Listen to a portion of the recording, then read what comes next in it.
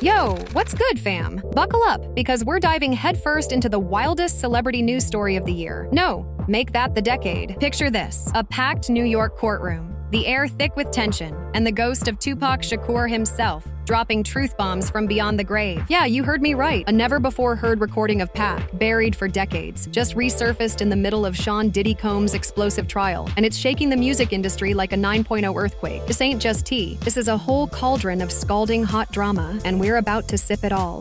So grab your popcorn, hit that subscribe button, and let's unpack this chaos with some wit, some facts, and a whole lot of shade. Now, before we get into it, a quick heads up. This story's got some heavy themes: abuse, betrayal, and some straight-up sinister vibes. So viewer discretion is advised. But trust me, you're gonna want to hear this, because it's not just about Diddy's downfall. It's about a hip-hop legend who tried to warn us about a monster in the game, only to be silenced before his time. And now, the truth is clawing its way out, and it's messier than a reality show reunion. Let's go. Imagine a courtroom so intense it feels like the set of a Hollywood thriller. Reporters are scribbling like their pens are on fire, lawyers are throwing shade with legal jargon, and the jury, they're just trying to keep up with the plot twists. Then, boom, the prosecution drops a bombshell: an unreleased Tupac interview from 1996, recorded with Angie Martinez, that was allegedly buried by none other than Diddy himself. This ain't no urban legend, y'all. This is real, raw, and reported by the folks at Inner City Press who've been glued to this trial like it's their day job. So what's on this tape? Picture Tupac, cool as ever but sharp as a blade, sitting down with Angie Martinez for what was supposed to be a routine interview. Except Pac wasn't here for small talk. He was dropping truth like it was his last mic. In this 2-hour convo, only 10 minutes of which ever saw the light of day, he's calling out the music industry's dirty secrets. And guess who's at the center of his crosshairs? Yup, Diddy. Pac didn't just name drop. He painted a picture of a man who wasn't just playing the game, but rigging it. He called Diddy a lightning rod, saying he was attacking New York's finest, their self-proclaimed king of New York. Subtle? Nah, Pac was throwing haymakers and he wasn't even breaking a sweat. Now, here's where it gets juicy. According to Gene Deal, Diddy's former bodyguard and one of the trial's key witnesses, Diddy didn't just hear this tape. He made sure it stayed locked in a vault. Why? Because Pac was spilling tea so hot it could have burned Bad Boy Records to the ground. Gene testified that Diddy had pull at Hot 97. Y'all, he was basically the puppet master behind the scenes, deciding what stories lived and which ones got the guillotine. And this interview, it was too dangerous to let out.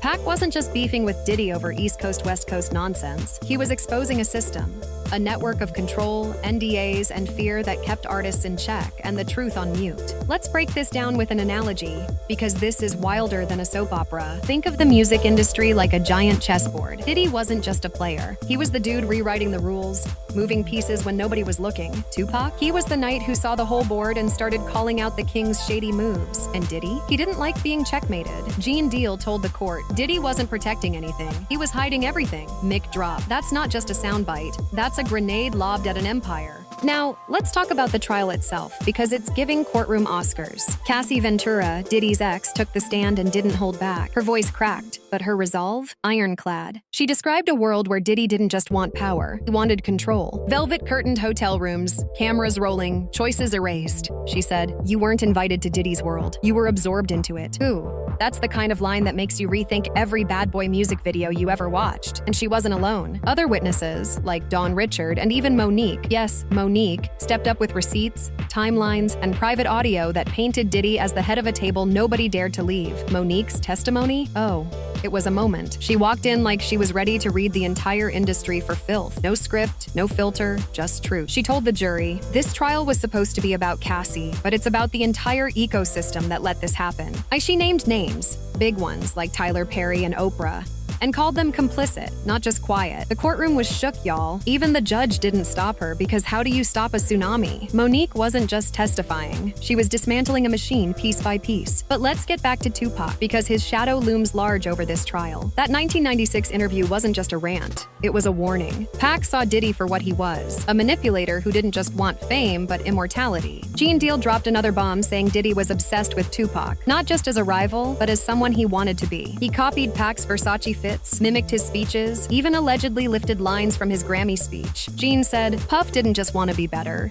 He wanted to be him. That's not admiration. That's obsession with a side of creepy. And then there's the Quad Studios shooting in 1994. If you know hip-hop history, you know this is the moment everything changed. Tupac walked into a Manhattan recording studio, expecting a chill session, and got ambushed. Shot 5 times, robbed, and left for dead. He survived, but the betrayal cut deeper than the bullets. Pac always believed it was a setup, and he pointed fingers at Bad Boy, specifically Diddy and Biggie, who were upstairs when it happened. They claimed they knew nothing, but Pac wasn't buying it. He said they never checked on him, never called, just kept it moving like it was just another Tuesday. And then Bad Boy dropped "Who Shot Ya?" right after, with lyrics so cold they felt like a taunt. Coincidence? Pac didn't think so, and neither do a lot of folks now. Gene Deal's testimony backed this up, saying there were murmurs in Bad Boy's camp right after the shooting. Some laughed, others looked nervous, but nobody was surprised. That's not just tea.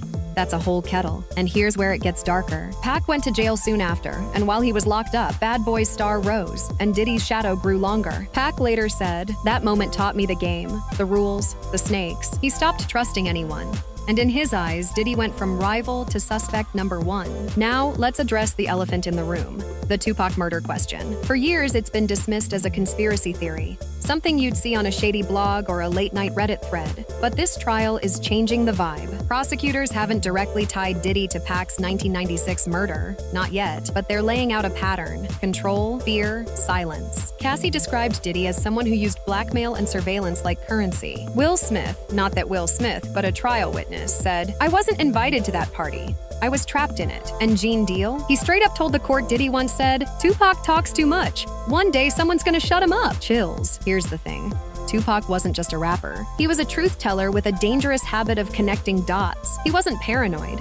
He was paying attention. He saw the industry for what it was: a machine that rewarded chaos and punished clarity. In interviews, he talked about how labels pushed artists to rap about violence and drugs. But when you tried to uplift your people, suddenly the budget disappeared. Sound familiar? Flash forward to this trial, and prosecutors are hinting at something similar. Diddy's empire wasn't just about music. It was a pipeline.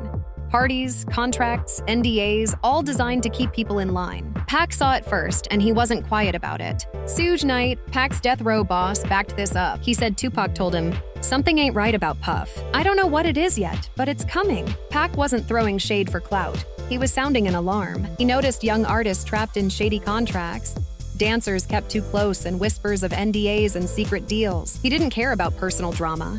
He cared about exploitation. And when he started asking questions, the industry laughed him off, called him crazy. But now, those same questions are being asked in a courtroom, and nobody's laughing anymore. Let's talk about that Angie Martinez tape again, because it's the ghost that haunts this whole story.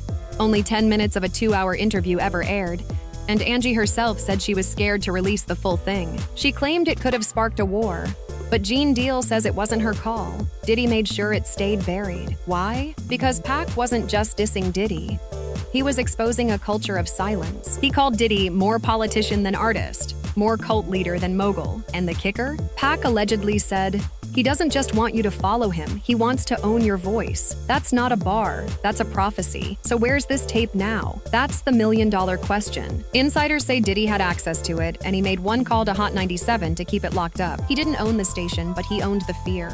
And Angie? She's stayed quiet even now, which makes you wonder. What did Pac say that was so dangerous it had to be hidden for decades? Some claim he named names. Not just Diddy, but higher-ups, executives, media heads, maybe even politicians. If that tape ever surfaces, it won't just shake the industry, it'll set it on fire. Now, let's zoom out for a second. This trial isn't just about Diddy and Tupac. It's about a whole system that let someone like Diddy become untouchable for so long.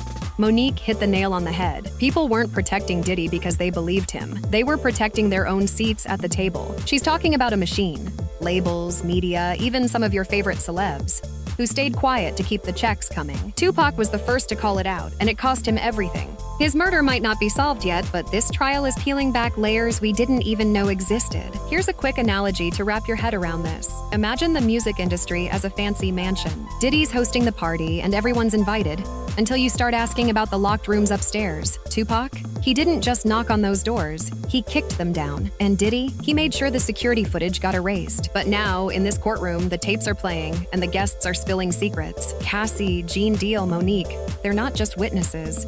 they're the ones flipping on the lights. So, where does this leave us? The trial's still going, and every day feels like a new plot twist. Prosecutors are building a case that paints Diddy as the architect of a criminal enterprise, not just a music mogul. They've got photos from his arrest: $9,000 in cash, ketamine, MDMA, bottles of baby oil, don't ask, and witnesses like Kid Cudi, who testified about a Molotov cocktail torching his Porsche, allegedly tied to Diddy's jealousy over Cassie. The evidence is piling up, and the Tupac question is getting louder. Did Diddy have something to do with his murder? No one's saying it outright, but the breadcrumbs are there, and they're leading to some dark places. Let's be real. This story's got more layers than a celebrity stylist's mood board. Tupac wasn't just a victim of a drive-by. He was a casualty of a war nobody saw coming.